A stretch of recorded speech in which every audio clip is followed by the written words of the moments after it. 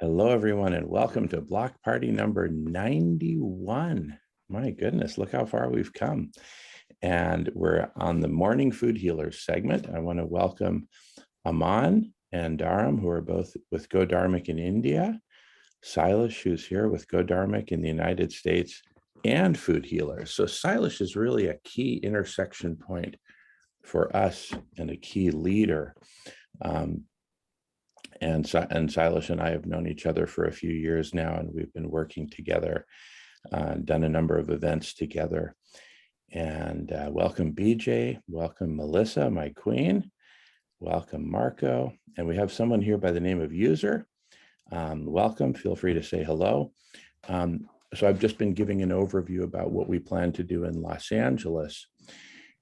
And here we have James joining from Ireland. What I might do is go ahead and screen share and in a little bit and go over the email that I sent out, but broad brushstrokes. We want to do a press conference and several feeding events.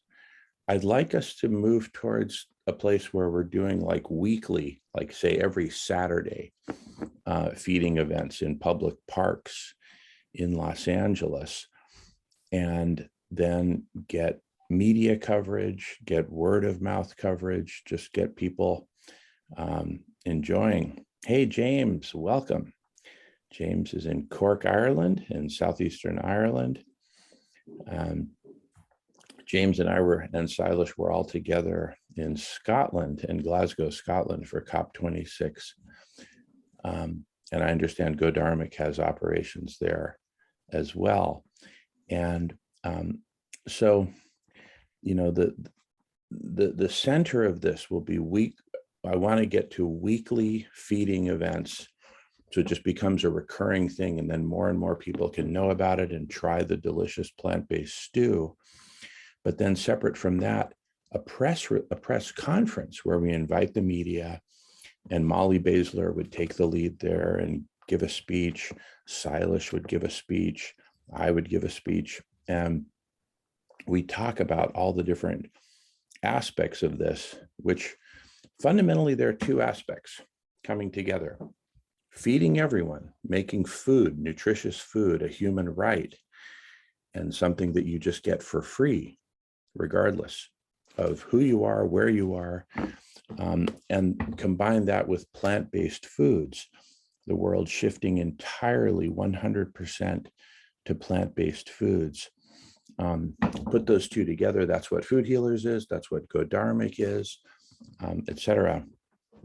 And so the idea with Los Angeles is that we put an intense focus on Los Angeles, and we make it the first hunger-free and cruelty-free metropolis in the world.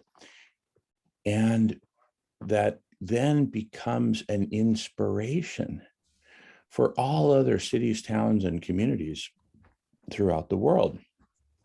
Because Los Angeles is both the media capital of the world and the birthplace, the biggest birthplace of modern social movements that then spread all around the world, right?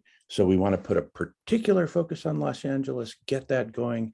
It's kind of like if you have a big pile of wood that's a little bit damp, but it's ready to start a big bonfire, right? You don't take the match and put it all over the place. You start in one corner and get that lit, and then it spreads from there. So we want to set Los Angeles on fire in terms of feeding everyone and plant-based foods. And given that Los Angeles is huge, you know, probably close to 20 million people in terms of the big metropolitan area, right? No one organization can do this alone. So I'm thinking in terms of a coalition. So Go Dharmic as an organization comes to Los Angeles. Welcome to Los Angeles. Food Healers is already there. And there's a bunch of other organizations, some nonprofit, some religious-based, already in Los Angeles, already feeding people. So what if we had this big convergence where we all come together, we all join together as a movement, and in this case, an international movement, thanks to Godharmic, right? A movement to accomplish these very simple goals: hunger-free, cruelty-free meaning plant-based. And that we just make it something that's massively popular. Everyone's talking about it. Volunteers are getting involved. So that's why a press conference is important. And we'll probably do press conferences every couple of months or so. So what we're talking about and what we're working on now is the logistics and the dates and the timing for having the first press conference and the first big feeding event. By default, that's scheduled for January 22nd, the first feeding event, Saturday, January 22nd, 15 days from now. And we've also talked about doing a press conference on Thursday, January 20th.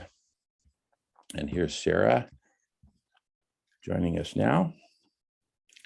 Sarah is the leader of Food Healers in Los Angeles.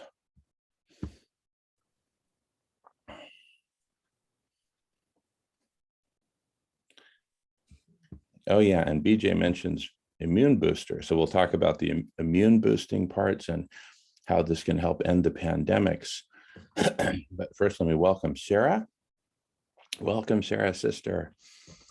Hope you're doing well. We're recording. We have Aman here from Godharmic, India, and he'll be taking the lead on communication and coordination from the Godharmic side. And we have Dharam, who was with us last week as well. So anyway, that's just, I've spoken enough for an introduction, so I'm going to pass the talking feather, and then we can go into more details. So with that, Silas, love to hear your perspectives. And I just kind of want to put all the cards on the table, and then we can talk about what we want to do on which dates, etc. Go ahead, Silas. Love you, brother. Welcome. Take it away. Well, thank you all for being here. I actually have 3 hats on. I'm on the board of Godharmic. I'm also on the board of Physicians Committee for Responsible Medicine and their Universal Meals program. And of course, we started Food Healers together. And so, there's a certain standard we use in Food Healers, which is that it has to be a universal meal. A universal meal is a meal that doesn't contain any allergens, okay, and it is amenable to any religious perspective. So it doesn't have anything that people say, oh, my religion, I cannot eat that. So we looked at all of the prescriptions that people have from their cultural and religious perspectives, and we picked out a set of rules by which you can create meals that are healthy and that don't have any of these restrictions, and therefore this is what we call universal meals, and that's what Sarah has been distributing in Los Angeles, and that's what we try to do here as well. So the idea there is that people get healthy, nutritious food; they don't have to think about it, and we don't have to think about it. So it's not just hunger-free; we want malnutrition-free as well, and cruelty-free, of course. Though I would like to see a positive spin on it, because when we say hunger-free, it starts with the hunger. So maybe we need to figure out a different way of saying these things so that it's on the positive side. So we start with maybe one location in Los Angeles and start doing it once a week regularly, and try to increase that to once a day. And simultaneously, we need to go to every zip code in Los Angeles, find a park in every zip code in Los Angeles, and see if we can do that, start that there. So this way, if you have a food distribution in every zip code, I think people will have access to healthy food. So that's, to me, from an engineering perspective, this is one way of saying we have achieved what we set out to do. Okay. If we can do that in every zip code once a day at a certain time, then I think we are done. We would have achieved this perspective, this objective from an engineering perspective. I don't know if it is really, you have to go measure what really happened there, but from an engineering perspective, I think if we do that, we are well on our way to achieving our objective. Okay. So that's, to me, it's like a concrete goal that we can set and see if we can get there, right? So we have contacts in different zip codes, and we can figure out which supermarket is going to give us the produce and so on, right? And which farmers market give us the produce, who's going to do the cooking. So we also want to involve the million vegan grandmothers. So there are vegan grandmothers who are cooking, like in Los Angeles, it's Celia Acevedo, and she's an amazing human being. So I thought connecting these aspects of what we are doing would make the story so much more compelling for people. Okay. So 22nd, I'm planning to be there in Los Angeles. But let me know if I need to be there on a Thursday for the press conference, whether it is 22nd or 20th or 27th, I can do it. The 27th is very close to our vegan convergence of the part of the peoples. That's on the 29th and 30th. So I'll have to drive in the morning and come back at night, if I do that. And how many hours is it for you, Silas, to Los Angeles? It's a 6-hour drive if there is no traffic. Yeah. Gotcha. Okay. So the 27th is doable for you for a press conference. It would just be hard because you have to be back in Arizona on the 28th. 27th night, I have to be back because 29th is our convergence. So I usually, the last day, I have the things going on that we need to, to put out fires. Yeah, totally. Okay. Yeah. Okay. So would the 20th be better for you? Thursday the 20th, is that better? It would be better, but but then we wouldn't have done the event with Molly to have, so you won't have pictures, photos, and so on, So. Well, because Molly can do either the 20th or the 27th for the press conference. And she definitely wants to do the 22nd, regardless of whether it's a big launch or just a normal feeding thing. She definitely wants to do the 22nd in West Los Angeles. Melissa, sweetheart, you have your hand up? Yeah. Mm-hmm. Yeah, good morning, everyone. It's great to see you again.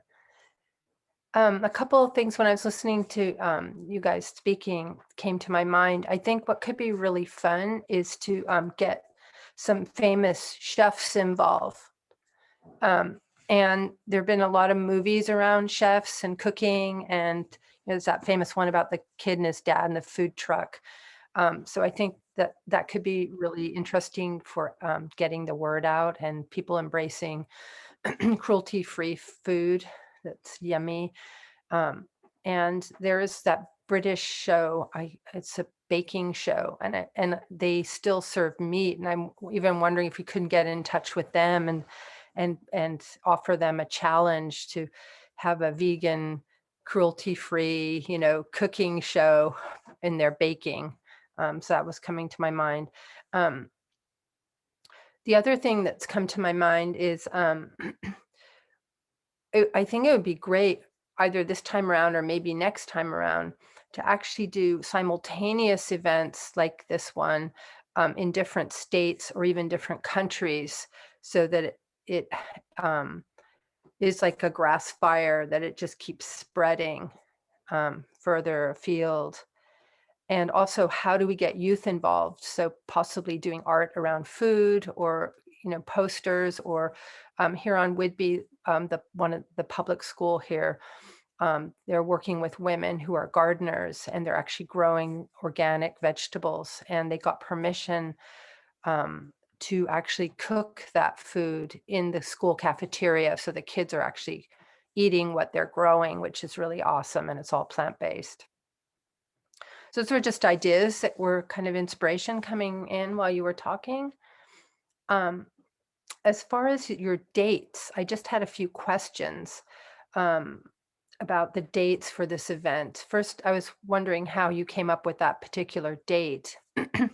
And a date that keeps coming to me is, instead of having this on the 20th, and I'll just be really transparent and explain a couple things. First of all, Jamin actually has to drive over Mount Shasta, and it's been snowing here. So I know he doesn't mind. I actually went and bought him chains, but I'm just wondering if a little later makes it a little easier in terms of both this pandemic and traveling through snow and stuff. That was one concern. But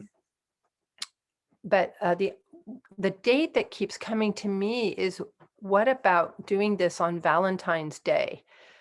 It's a day when people are so focused on love and the heart and compassion. And it just seemed like it, I don't know, it just keeps coming back to me, just February 14, February 14. So I just wanted to throw that out there and bounce that ball around in the conversation. Thank you.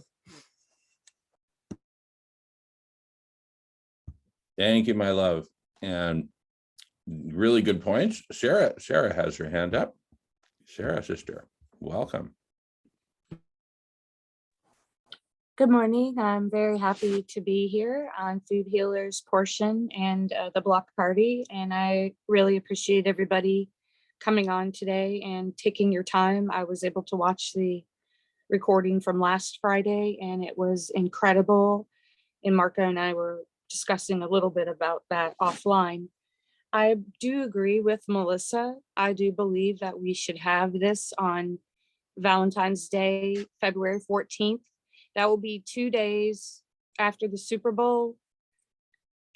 Whether it happens in Los Angeles, they're deciding, or whether it happens in Texas, they're going to switch the venue maybe. I do believe that because our message is love all, feed all, and it's the message of love and unity, Stu, we should do an event or a press conference on February 14th with the food. It doesn't necessarily have to be a really big, huge, but it would be great because we would have already had our event with Molly, and we would have the convergence with Dr. Rao and the Vegan World 2026. And I believe that that would help us shape up our big launch, and it would give everybody a little bit of breathing room as well, because this is our first big event with Molly on January 22nd. We haven't done an event at that park yet. We have events at other places in Los Angeles, and most notably in Santa Monica, where we feel very comfortable, and we just want to have our comfort level and everybody here, because we do want to have this event first on January 22nd. And I just think it would be better so we're not feeling rushed. And that's just what I wanted to give my personal preference. I'm also having a few health issues. And so I think pushing it up more would be better. I'm going to see a surgeon on January 20th. And therefore that would preclude me from being able to be so attentive, because this is something that involves a massive amount of our energy and time and volunteering. I want to make sure that I have my 100% health feeling, that I'm not out in the public portraying this very healthy idea that can feed everyone in a hunger-free zone. I also want to look and appear as a very healthy person as well. And I do think, because of the Omicron variant as well, having the event on January 22nd is fine. And then subsequently after that, having the big love fest, possibly that on Valentine's Day. And I appreciate you and thank you for your time. That would work for me. Silas? Okay, thumbs up from Silas.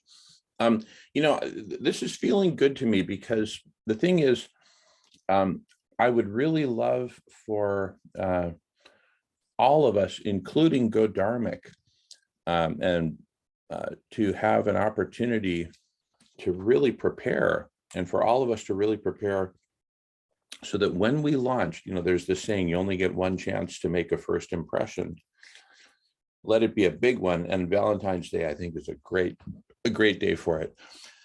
Valentine's Day falls on a Monday. I would like to go down for about 2 weeks and, be there to prepare and then do the launch and then be there to do networking and further development over a 2-week period with you, Sarah, with Silas, with everyone who can join us. So anyway, I'm very positive on it. Silas, love to hear thoughts from you and from Aman, and James has his hand up. Go for it, James. Yeah, thanks, Jim. No, I just didn't hear what you were saying there and what Melissa suggested and what Sarah was saying. I think actually it's a great idea to actually give ourselves more time and put it back to February 14th and prepare better and give everybody more time to prepare. But also something that Melissa said was there about this crowd in England. That would actually give you a bit more time to actually get onto these people and try and arrange a joint launch. Have one in England and have one in Los Angeles at the same time, and connect as well then via Zoom as well while it's all going on, and get it out live streaming at the same time as well. That would be really a good impact, cross channel impact. So buying time or giving yourselves more time to arrange that is a great idea. Thanks. Beautiful, beautiful. Melissa has her hand up. Silas, I just wanted to know, just generally, how's mid-February looking for you? Would you be able to take a longer trip since your convergence would be complete at that point? Just checking. And if you need to check your calendar or whatever, don't let me put you on the spot, but I was just curious about that since you're a key figure in all this. And are there other people in Go Dharmic who could be in Los Angeles as well? Go ahead, Silas, and then Melissa. No, Melissa had her hand up first. Thanks, Silas. First, Sarah, I want to send you much love and healing powers to you, honey. You've done so much and you're such an inspiration. So I just wanted to acknowledge that. So one of the things, thanks, James, just in parallel to what James was saying, this conversation sparking in me the idea that I could reach, and I woke up I had a dream about this last night, reach out to the food people on the island here where we live on Whidbey, and actually see if we can organize an event here on the island as well, locally on the 14th of February. So just wanted to put that out there as a possibility. And if everyone thinks that's a great idea, I can reach out to people these in the next days ahead. Thanks. Beautiful, love it. Silas has his hand up, followed by Aman and Cesar. Welcome, brother. Welcome. Cesar is also in Los Angeles. Go ahead, Silas. Mm-hmm. Yeah, I wanted to also point out that the US EPA, the Environmental Protection Agency of Region 6, has issued a grant for $500,000. But the important for plant-based foods. Okay, but the important thing about that is that they have laid out the official scientific case for what we are doing. Basically talking about not only the nutritional aspects, what is happening to the planet. It also talks about the social justice issues involved in this, and why having access to healthy, nutritious, plant-based foods should be a basic right for every human being. And so they lay out the case, and it is, I emailed it out to the list that you sent, Jamin. I'd be happy to share it if you want.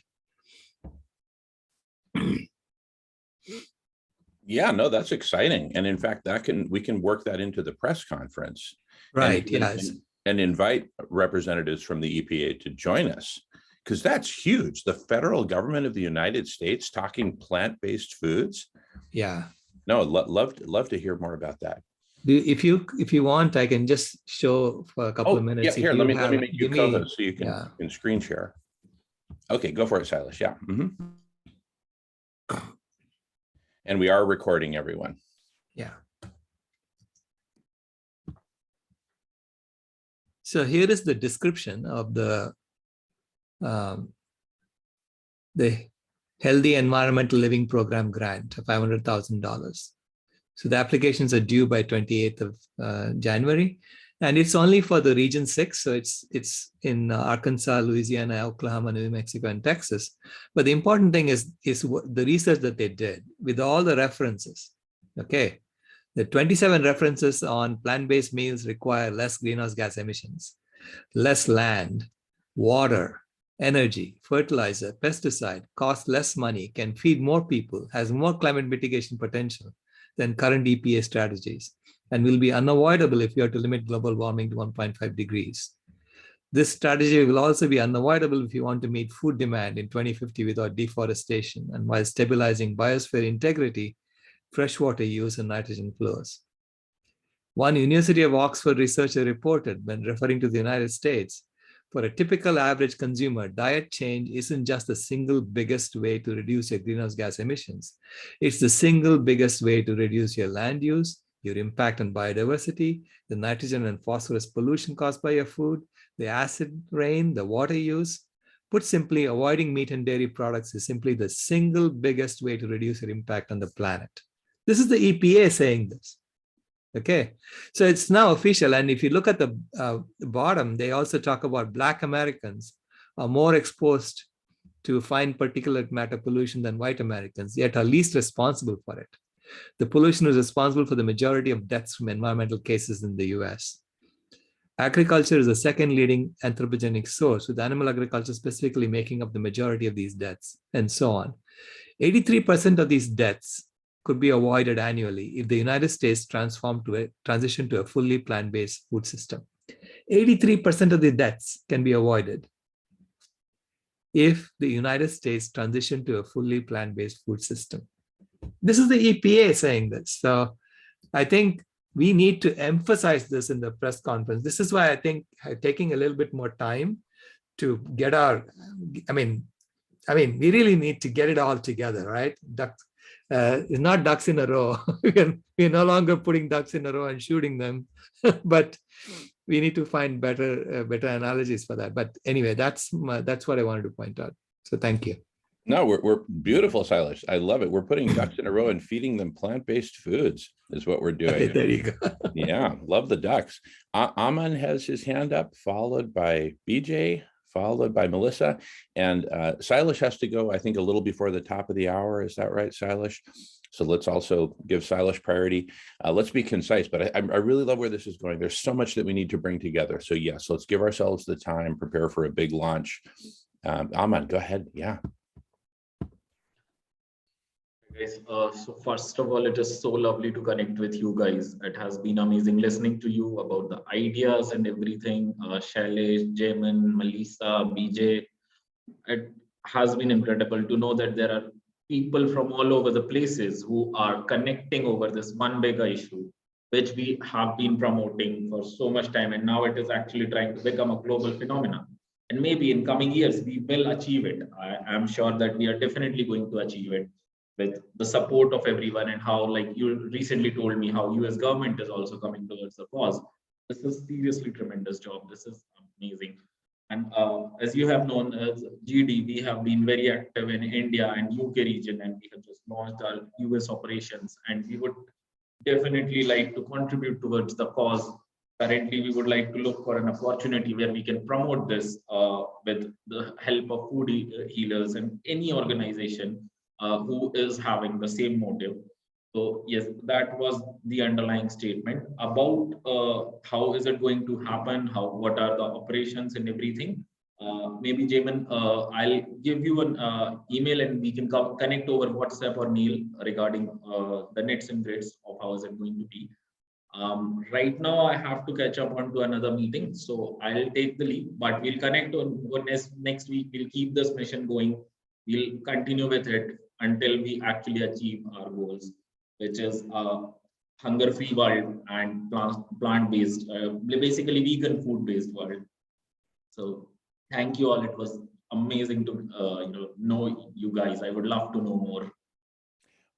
Wonderful. Well, Aman, welcome. You're part of the family. We do these every Friday and we go for 24 hours. And our food healers meetings started, this morning when we started, and then again 12 hours later, 11 hours from now, we'll have our evening segment. So get some sleep. Feel free to come and join us in 11 hours if you'd like. Sure. It was lovely meeting you guys. Great to meet you, Armand. Don't let us keep you, but feel free to come back anytime. Anytime. Sure. I mean, we just go straight every Friday. We do this. Beautiful. Yeah. And we are recording, so I'll send you the recording also. And BJ has her hand up, and then let's hear from Silas again before he has to go. Go ahead, BJ. Oh, you're on mute, BJ, sister. As you know, I've been excited about food healers since we started talking about it, delivering food in trucks and everything. And I wanted to do it here in Austin, but I don't live in Austin. I live in the small town outside of Austin that has 14,000 people. So that's why I came up with immune boosters, because I could find food to give to them. It's just not cooked. And I had the different name which was inspired by all of you talking about it and boosting your immune, and probably somebody even said that word a few times. So as we were discussing, so now I have the opportunity to serve cooked food. And it's with a church who has picked Wednesdays for the Methodist Church to serve cooked food. Church of Christ has picked another day. And so I've already been talking, just this week has just been blossoming with ideas and people wanting to do this. With food, with plant-based foods, they said, you get to decide the menu at your place. The question is, I have to go through theirs. All donations go through this Feeding Lockhart thing, which and they use styrofoam, and they use that to count how many people. And I'm thinking, whoa, I know we need to feed people, but every week all this styrofoam going out there. So we came up with, well, look, at the church, we're not going to sit down. We have the pandemic, but maybe people can drive through, and we will just, bring your container, and we'll just, we'll fill it up with whatever you have till it's gone. That particular group doesn't want to go that way. They have their system in place. So I have been thinking, okay, maybe we go for this grant, to get money to buy food if they're not going to participate, if we can't figure out a way to use recyclables. Anyway, so this is a program that's going on, and I want it to be a part of Food Healers, but if it's too different, I don't think it can be. And I just wanted y'all to know that that's what's going on here with Food Healers, and I'm so pleased with that information from the grant, whether we get one or not. The minimum you can ask for is $25,000. And so anyway, that's what's going on here with this universal move toward feeding our planet. Love all, feed all. I just love it, and I'm so excited. Okay, wanted to give you that update and ask questions. Thank you. Love it, BJ. And this is, you remember like 11 years ago with the Arab Spring, right? One dude set a fire in Tunisia, and then it just spread all over. It's like it was a revolution that was just waiting to happen. It was like a pressure cooker. It just needed a crack, and then boom. Let February 14th be that crack, because we're all human beings. We all want to feed everybody. We're sick and tired of hunger. We've been seeing hunger for decades. This is our moment, everyone. So yes, Los Angeles, being the media capital of the world, plays a very special role, and the convergence we're doing there. But BJ, love it that you want to do a simultaneous launch in Texas. Melissa, here on Whidbey Island, where we live. Love it. Melissa has her hand up, and then let's hear from Silas before he has to go. Go ahead, sweetheart. Thanks, Jamin. BJ, I love your idea, and I'm just wondering if you can't use those paper containers. They're sort of brown cardboard that are compostable instead of the styrofoam. And that's one thought. And the other is, well, why not just pass out the ingredients? I think we can inspire people to eat plant-based foods in a multitude of ways. And they could all be educational. So I wanted to mention that. And the other thing, I think, just going back to the February 14th event, and Silas, you probably already are thinking about this, but I think it would be really great to have your books available.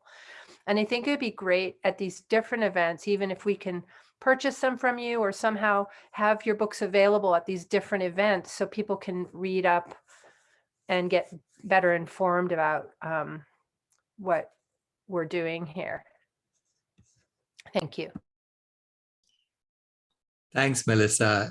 Yeah, I have to get going soon, but I think if we have food is climate available, so people see that food is climate, which is like a summary, a layperson summary of the white paper that we wrote.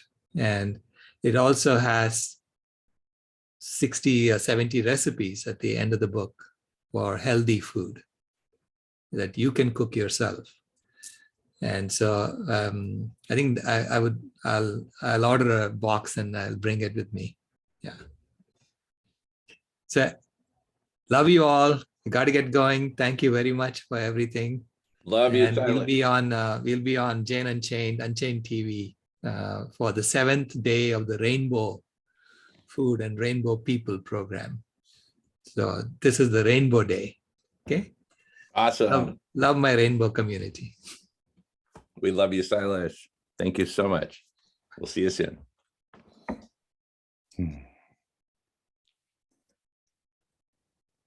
Goodness, what an awesome meeting. And I'd love to hear from Cesar and everyone. In fact, and Kate's sister, so good to see you again.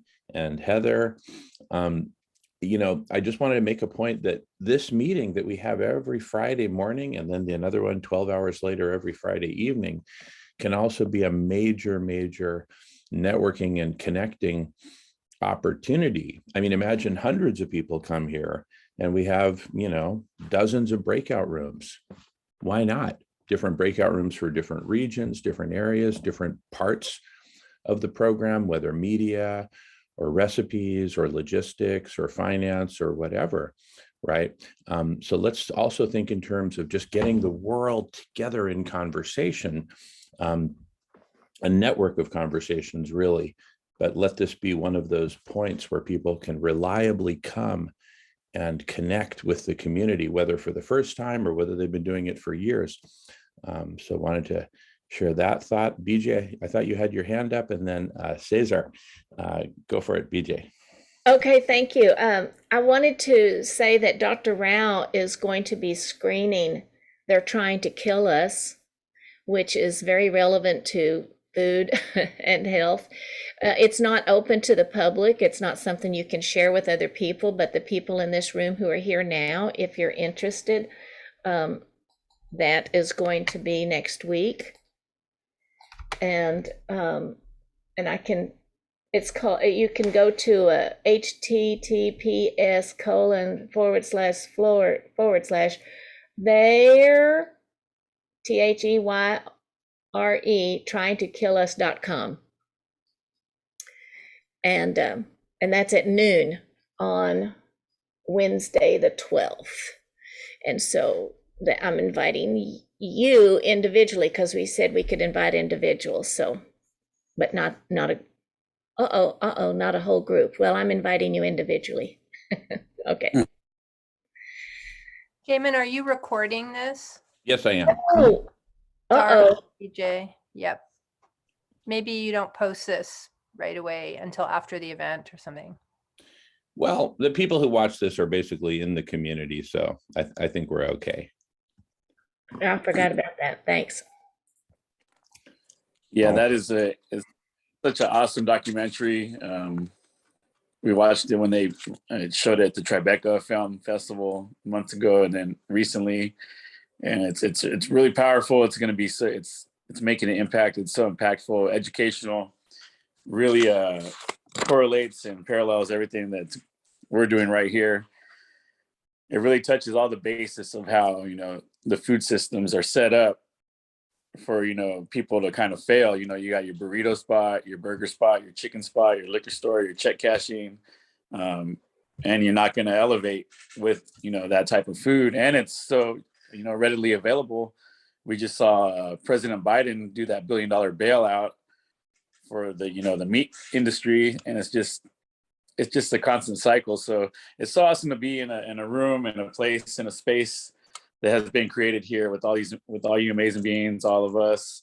And I love all the fruit and vegetable backgrounds. That's so cool, so cool.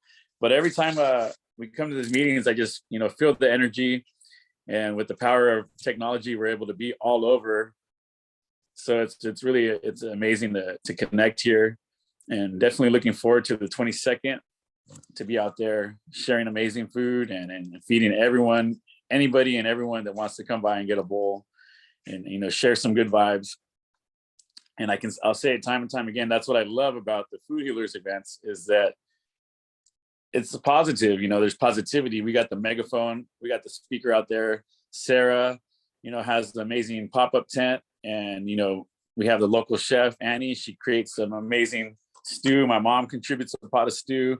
You know, everybody just coming together and really, you know, it's like a giant hug to one another. You know, it doesn't even have to be a physical hug, but the energy is there and the love is there. And really that's what the world needs, and that's what we need. So awesome conversations there. People leave feeling nourished by eating this amazing stew, whether it's hot outside, whether it's cold. The stew, you know, can be chilled down a little bit. And it's really, I don't know if you've ever had an amazing meal. You feel good, you feel warm, you feel nourished, the mind's working. And, you know, when we're talking about positivity and good vibes out there, it really spreads. So, you know, one person might come by, have a bowl, share a little convo, some inspiration, and walk away and go inspire 5 more people. So it's really like you're saying, the domino effect, you know, it's like the ripple domino effect, and it's just knocking everything over in a good way. It's sending those good ripples through the universe. So just thank you, everybody. It's really awesome, and looking forward to the first one of the year out here in Los Angeles with Molly, city council candidate. So that's really awesome. You know, we need more people in those types of positions so they can help push the message and spread the good vibes, and really for everyone. I mean, when we're helping others, we're helping ourselves. So you guys, you know, it's a very warm feeling to be here, and I love all you guys. You guys are all amazing.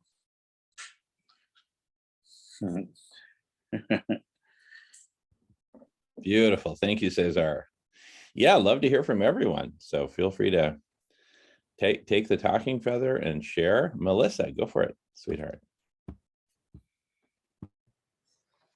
Yeah, thanks, Cesar. That's so beautiful what you're sharing. And I just wanted to invite all of you this afternoon at 2:30. Dharmendra Gordon is going to be working with us on this incredible series, which is around self-healing.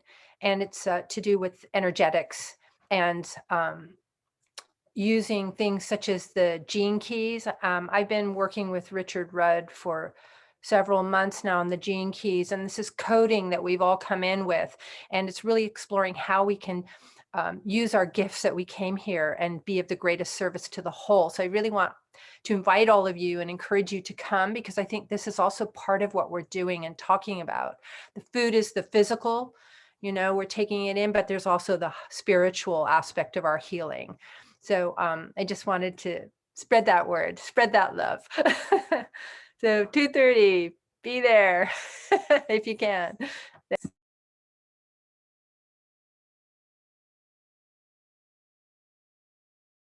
Awesome. Yes, BJ, go for it. Thank you, sweetheart. Melissa. Yeah, thank you, Melissa, and thank you, Cesar. And gosh, Jamin and you, Sarah. What I was curious about, Food Healers LA has already done some research about where to get the serving things that they use, right? What you serve in. And so I was thinking, the person who's in charge of our pantry, we have to go under her guidelines. We can't be called food healers. I can say, I can work with the church and say the immune boosters are working with the church. I don't feel it's right. I'm not sure. Maybe I can say the food healers are working with the church. We have to see what y'all think about that. But when I was talking with the lead person at the pantry, she's trying to get churches for each days of the week, 5 of the days. And she has it in her mind already set. She's going to use what she's going to use. Maybe she's already got money for that, the grant. She's already done what she wants to do on it. And so if I do take something to her, it will need to be, here's what another group is using. It's economical, or it's environmentally sound. But if that doesn't happen, then I'm thinking, okay, we're just going to have food healers do it, and food healers or immune boosters, whichever, will work with the church, and we'll get funding, and we'll do it environmentally as well as feed people. You know, it would be easier just to go under some group that's already got it planned. She's got volunteers lined up and a waiting list ready to help. So I would love it if she would let us be a part of that first to learn. But I'm curious. I just can't picture all the styrofoam being, Anyway, that's what was on my mind, so I thought I'd check. That's what I was trying to clarify. Thanks.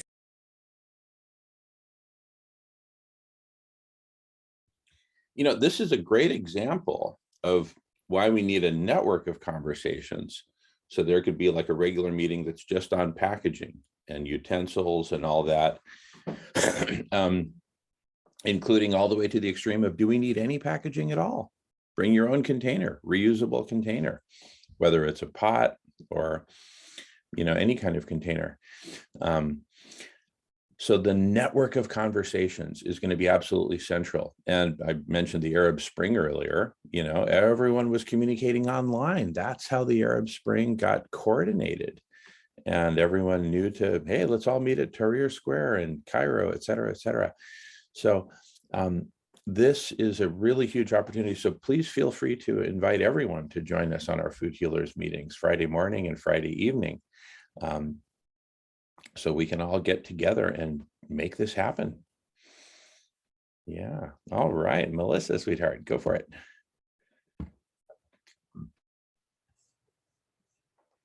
Yeah, I'll shut up after this, but I haven't been here for a long time, so I always have a lot to say. Sorry, guys. Yeah, BJ, I'm just a couple questions for you. Are they against having compostable food containers? That's one question. Could you introduce that to them as a thought?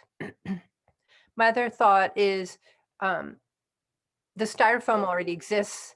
Maybe for this event, you just go ahead with it, even though you speak your truth and you tell them why it's not environmentally friendly to use. And then next time around, let's use something different.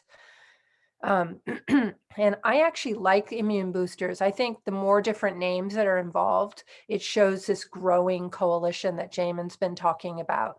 So I don't think it all has to be called food healers. So those are my few questions and points. Thank you. Yeah, I couldn't agree more. In fact, I think, Go Dharmic, which has a very Indian sounding name and deep Indian roots. I'm so excited that they're coming to Los Angeles and that they're part of the coalition.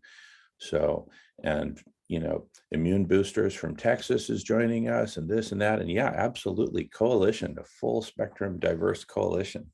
Yeah, go ahead, sweetheart. Okay, so here's another thing, BJ, this is it's for everyone, but BJ, since you're grappling with this issue right now, I'm right now reading this incredible paper by a woman called Florence, and I'll put her name in the chat, Scoville Shin. And she studied metaphysics. She also was an artist. She's American. She was born in the late 1800s. And her work is all around the laws of the universe, manifestation, removing resistance, etc. So I think you could have a read and put it into practice. And what will happen is that styrofoam will probably disappear. So instead of, you trying to figure it out, let the universe help you figure it out. So I will put it in the chat. And also, and if I get I think I have your email, I can actually send you the link for the article. It's very phenomenal, and everyone should be practicing this. Thank you.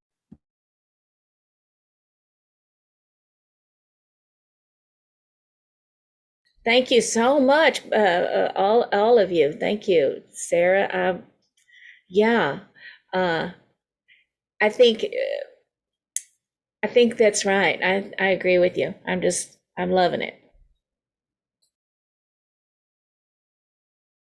You could suggest to them that you're taking the Elon Musk approach, where they don't, like NASA. They try to come up with an idea for a rocket, and something, they were trying to develop it, the idea and the plan, and it wasn't working. So they kept focusing, how do we fix it? How do we fix it? How do we fix it? Whereas Elon Musk says, if it's not working, just put it to the side and go about it another way. So what you could suggest is maybe we try out a number of different ways and see which is not only more beneficial and financially viable for yourselves and easier to produce the food for people, but better for the people themselves. Because some people actually have a problem with eating food that's prepared by others, cooked food that's prepared by others, and some people like to actually spend the time cooking their food as well. So the option is very, very handy as well to get the whole message across. So having cooked food and having fresh food baskets with recipes attached to them, and they just have to bring back the basket, you know what I mean? It's giving them the option, but they're still getting the whole food, like, the whole plant-based food or food. And I think the different names is a great idea as well. Just saying like that, as you said, like, just say it's in association with the food healers principles. Love that. Thank you. Beautiful, beautiful. All right, Sarah has her hand up, followed by Marco. Go for it, Sarah. I just wanted to follow up on BJ's immune boosters. I just love the name immune boosters. I think it's, especially during a pandemic, people want to get their immunity up, and it doesn't say anything about vegan or plant-based. It just talks about immunity. So I really love that. It's a universal word. It's great. And as far as like serving the vegetables or the stew, we are trying to go completely plastic free, but we are also trying to go with people bring their own containers. However, we ordered the bamboo compostable bowls and the bamboo wooden spoons. And that's for, most people that do not bring their own containers. So what it is it's just a behavior that we're going towards. So first you start with the main behavior, which is feeding everyone and giving everybody the food that they need and deserve in all of the different areas, like Dr. Rao said, into the different zip codes. And then you get into the details of, okay, let's not use styrofoam, let's use only, glass, or only, let's bring all of the bowls with us. And so what James is saying is that comfort level is not going to be there with most people, because already they're not comfortable with taking food. We've noticed that at the first event, people were very weary about taking the stew, right? And then once we had Caesar out there, and once we tweaked it a little bit, and we had the sign up showing it like where it'd be like a regular food tent. Because if you had like Subway or McDonald's out there giving away free Big Macs, you'd have a line of, hundreds of thousands of people, because it's a familiarity. So all you're doing is making what's not familiar, giving away free food, which is a basic human right. You're making that familiar. And then you're making, oh, okay, now we got to think about the environment too. What's the stew in? And that, I think, sorry guys, I have a little bit of congestion. That to me is the most important, is just the first goal, is just getting the food out there, and then getting the little details after that, because that's sort of how we started, because everybody was starting to judge us like, well, what are you doing giving it away, and all this waste? And I'm just like, well, what do you mean? We have to give it away in something. So it's just basically a behavior that we are, but this is just the first part of the equation, if that makes sense to you, BJ, because I think the styrofoam stuff, I can't stand the fact that they would be serving in styrofoam. However, I'm just happy that they're even doing it in the first place. And then once that styrofoam is used up, you won't have it anymore to use because you'll have replaced it with the right environmental thing. And eventually it will get to where it's everybody has their own container, because that's just what it's going to. So I think it's all about the shift that's happening into the vegan world. And it's just taking a lot, it's going to take a lot more time. And I'm really very extremely excited for immune boosters. It sounds like you guys are just taking off. This is just incredible. Thank you. Thank you, Sarah. Beautiful, beautiful. Welcome, Jeremiah. Feel free to say hello. And we are recording. And Marco has his hand up. Hello.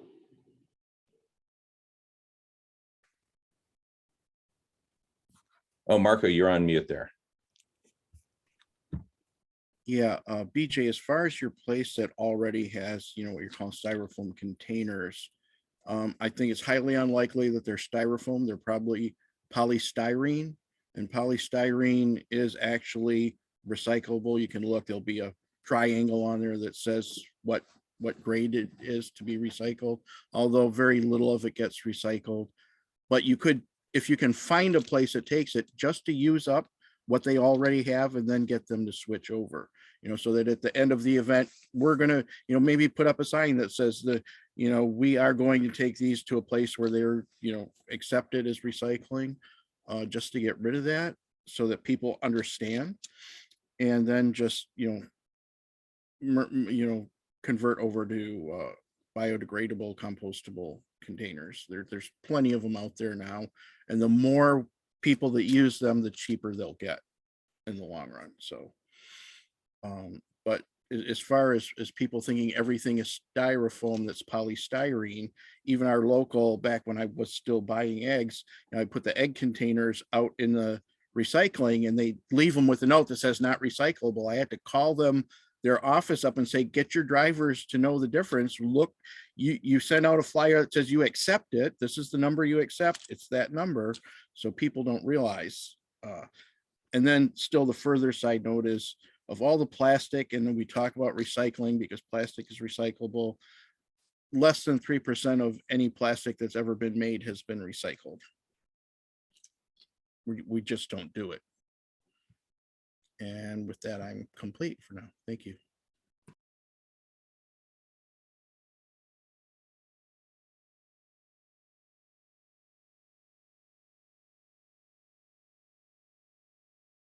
Well, thank you, everybody. This has been so helpful to me. I'm really grateful for all the work that you're doing and how it's all blossoming. So I'll talk to you later. I'll see you later. All right, BJ sister. Okay, bye-bye. We'll see you soon. Okay. See you later, BJ.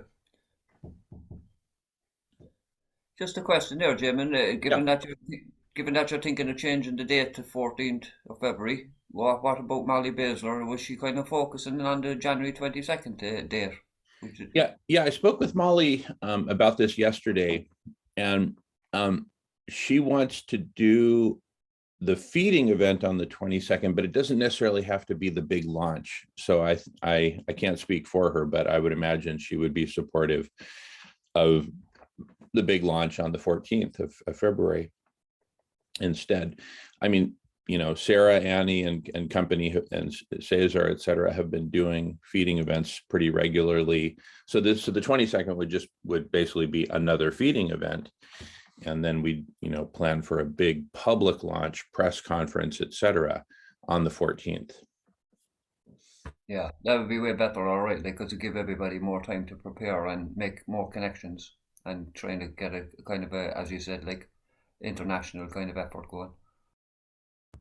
Yeah, exactly. And promote these meetings, our food healers meetings, among other meetings that are happening that are food related.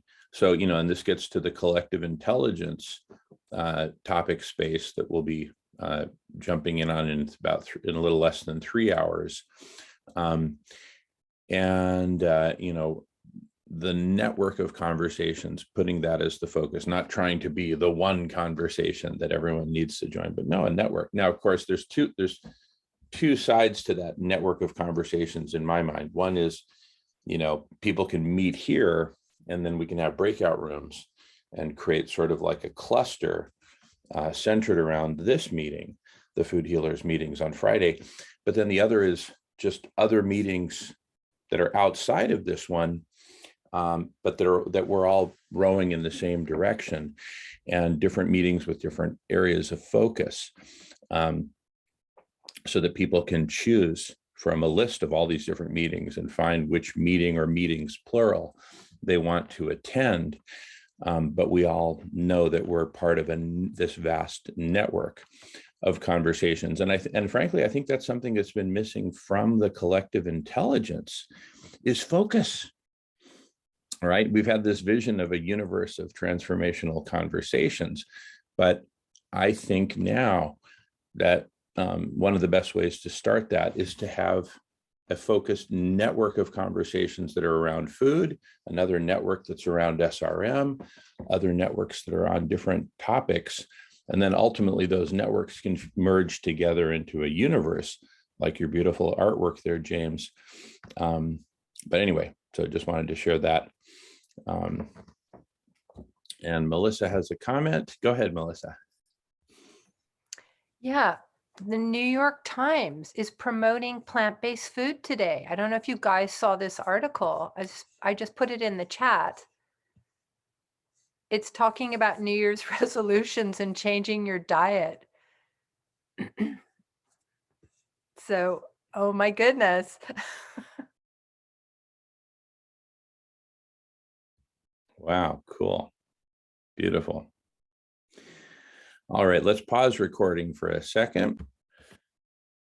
All right, after a pause, we're going to take a look at the tent the kind of tent we have been using, and this is a new tent that we're ordering. It's a pop-up tent, 10 feet, 10 feet by 10 feet footprint, and then 10 feet tall. And then this large dome on top of that, or pyramid. And so on the sides, the front and back of the tent, it'll say free food. On the sides, love all, feed all. And then, as you can see here, there's a back wall of the tent. It'll basically just be a big green canopy, like you can see here, kind of a light green. And then, so you see here, on the sides, all four sides of this square, it'll be free food and love all, feed all. And then you see we've got this big back wall. And so we've been exploring what to put on that. And here's kind of our latest thinking is I just did a quick little mock-up here that shows this image that Annie drew up, and then put foodhealers.org either underneath it or maybe even on top of it. Tanya's latest feedback, she's the graphics printing person there at Vegan Printer in Los Angeles. How cool is that? We're working with a vegan printer. She's suggesting we put Food Healers on top, because if we put it at the bottom here, like you see here, it won't really be visible because, there'll be a table in front of it and it'll get kind of lost in the shuffle.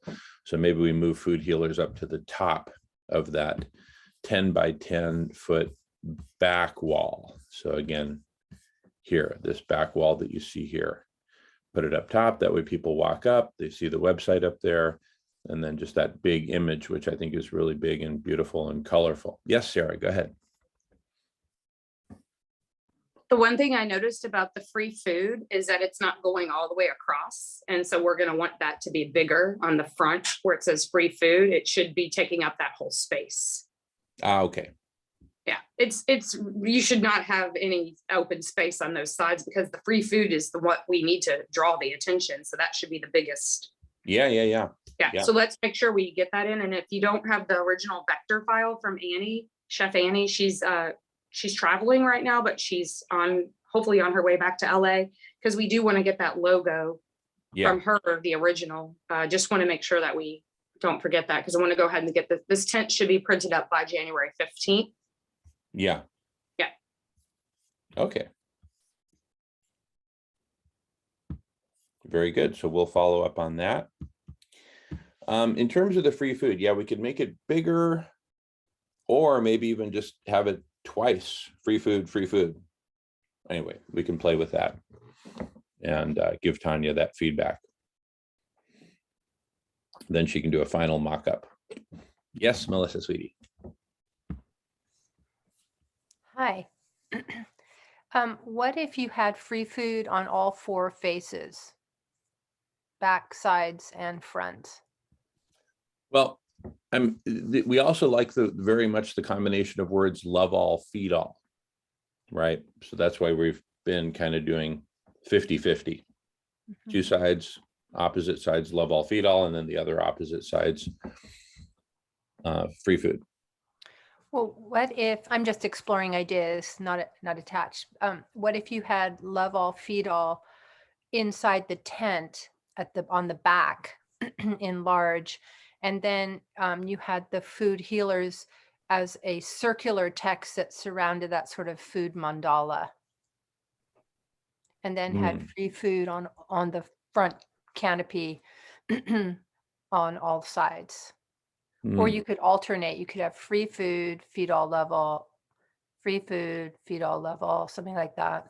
Well, that's what we currently have, is free food, love all, feed all. Free food, love all, feed all. That's what we currently have. Oh, right. I didn't realize that. Yeah. That's awesome. Because people see free food. That's okay. The number 1 word in America is free. And that's why on the front of the tent, it must say free food as big as possible, because that draws, oh, free food. Okay. And then on the sides, it's more love all, feed all. That's our message. But on the back, definitely free food, because from the back of the tent, you're going to get people. It's because of all of the locations that we do have our events. We are outside, which we're very lucky to be outside. A lot of places that are going to be doing food healers may not be able to be outside because of the climate. So we have to remember that we're lucky to be out here and we also have the tent to protect us as well. But what I'm saying is, from afar, seeing that free food on the front and the back is really important. But I do agree with Melissa. It wouldn't be bad to have free food on all 4 sides. However, I do like the message, love all, feed all. And I don't want to get too busy on the back wall. I do just want the website and the logo. And I agree that it should be on the top, but because people can just take a picture of it. And that's really what we're trying to do, is no paper, just no waste, because everybody wants the recipe. We're like, here's the recipe, take a photo of the recipe, or we'll have it on our website and you can download it. And some people do not have a way to get the recipe. So we will give them a printed, but we usually only give about 1, 2, or 3 printed recipes. So we also have to keep that in mind, is we want to make sure we show people, hey, you can make this in your home. And like with immunity boosters with BJ, she can actually give them the food to make the stew. So even if we had surplus veggies and fruits, we may even bring those with us when we're serving the stew in the future. That would maybe be something that we would step up and say, okay, now if you want the stew and you love it so much and you want to make it, here we have the stuff for you right here. Just take a bag of vegetables with you home and you can make this. Like we already have it rationed out, kind of like. I thought about that too, getting the overage to people as well. Thank you.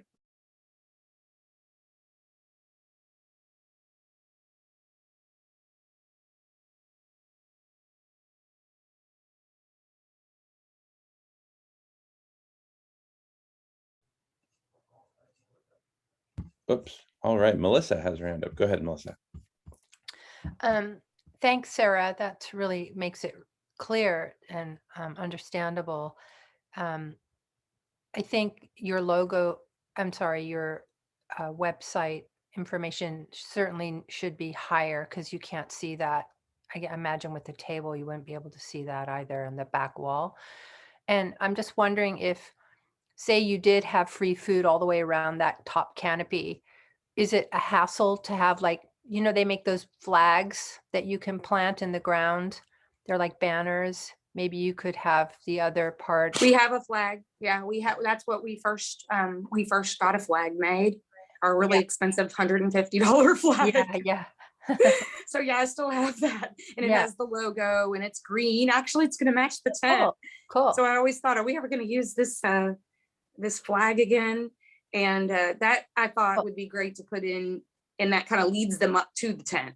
Yeah. But most people, just to be honest with you, no one really paid attention to that flag, because when you're at an outdoor location, everything else seems minuscule. I mean, that flag didn't seem to be, because, you know, you're at a huge, we were usually do our events in Santa Monica at the ocean. So, you know, it's everyone has flags out is what I'm saying. So it wasn't really differentiated. And that's when we decided, oh, we got to do the tent. That's how we started moving in the direction of, oh, we've got to have a huge lettering so they actually can see what's going, you know, what we're offering. That's really what I was just wanting to say, because everybody in LA has food tents up. I mean, they're all over the place. If you just go down Venice Boulevard, right outside my door, it's just food tent city. And I don't even know if half of them are legal. And no, they're charging, and they have animal bodies on them, serving animal bodies all up and down this road, because nobody wants to go into restaurants because of the Omicron variant. So everybody's got their restaurants outside now, open air. I'm sure most of it's illegal, but it is what it is. Yeah, so your green is a really great idea, because then if you're near the water and the beach, that'll really stand out. And yeah, so beautiful, nice work.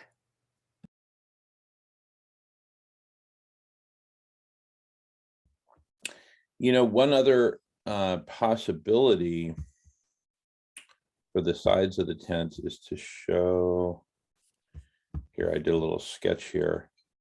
Imagine that each side shows free food like on the left, and then love all, feed all like that on the right, because we've got a big long 10-foot width. So that, you know, something like this might be the answer. You know, free food being the main message per Sarah's comment. And then, you know, like basically our philosophy over here to the right of it, that gives a little more explanation. So that way, anyway, just a thought. But let's keep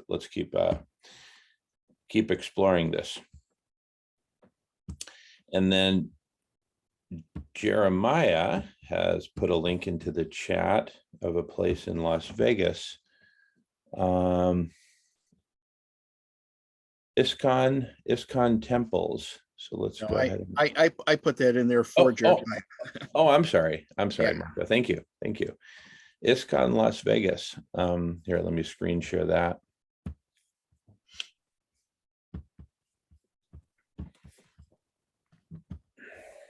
So ISKCON temple is what Silas was working with to feed the Navajos. Yeah.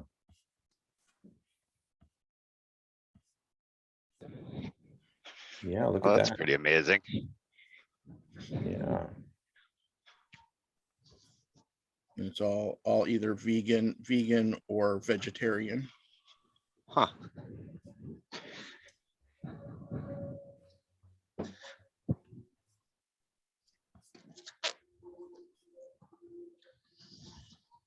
Cool.